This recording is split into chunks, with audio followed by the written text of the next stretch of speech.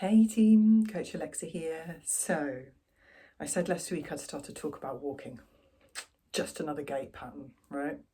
And to ease those people on my channels who are runners into this topic a little bit, let's talk first of all about why walking can be a really useful part of a run.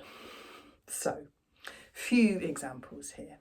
One of which, you're on a long run and you need to take on a little bit more liquid or eat some food, particularly if it's a little bit more solid food as opposed to a gel. Walking's a very good strategy so you don't accidentally inhale.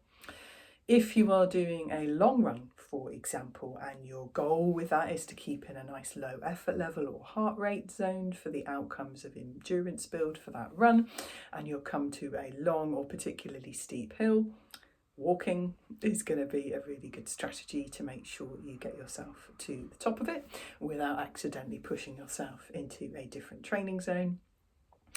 You know, walking across roads, walking on sandy, tricky, muddy terrain where, basically we lose so much of the additional elastic energy that we get from running in soft surfaces. Sometimes walking can genuinely be the most efficient way of traversing them. Things that are tricky underfoot or have lots of trip hazards. If there's a particularly, you're out at night in a sort of winter's evening and there are dark and icy patches, having a gait pattern where you've either got one or both feet on the floor like walking as opposed to one or no feet on the floor like running, can definitely be the safer bet.